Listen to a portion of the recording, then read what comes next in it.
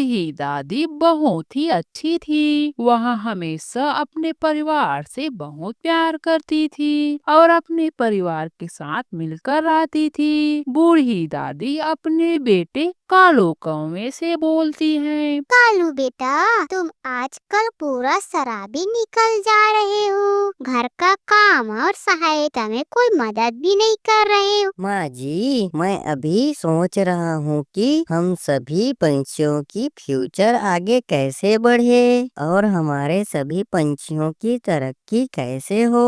कालू बेटा, अभी तुम दूसरे पंछियों के बारे में सोचना छोड़कर अपने घर के बारे में सोचो और ये शराब को त्यागो।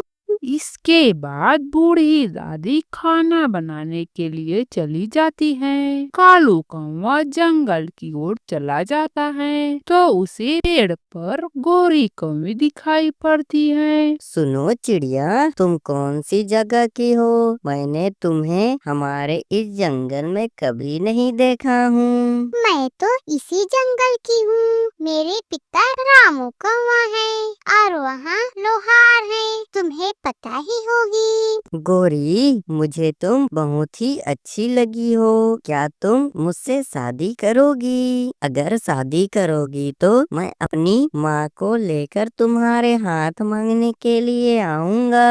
अभी मैं छोटी हूँ और मेरी पढ़ाई चल रही है, तो मैं शादी नहीं कर सकती हूँ। कालू कौवा यहाँ सुनकर अपने दोस्त के पास चला जाता है, फिर शराब पीकर वापस घर आ जाता है। कालू बेटा, तुझे क्या हुआ है? तू आज इतना ज्यादा शराब पीकर क्यों आया है? दादी माँ, आज मुझे एक लड़की मिली थी और मुझे उससे शादी करना है, लेकिन उसने मुझे शादी करने से मना कर दिया।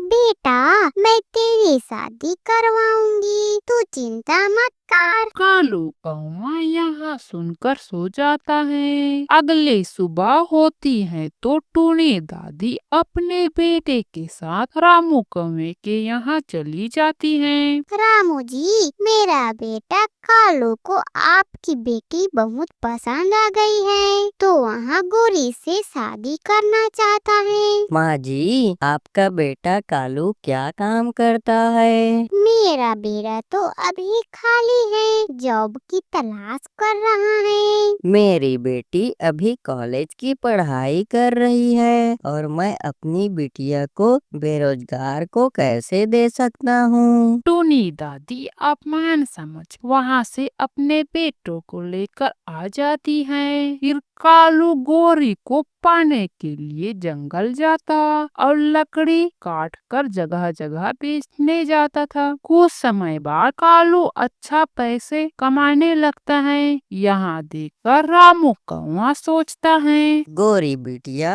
अब कालू में सुधार आ गया है और वह अच्छा पैसा कमा रहा है, तो तुम कालू से अब शादी कर लो। गोरी कालू के पास जाती है, फिर कालू से बात करती है, फिर दोनों की शादी हो जाती है। दोनों खुशी खुशी रहते हैं और बूढ़ी दादी की काम में हाथ बटाने वाली भी मिल जाती हैं।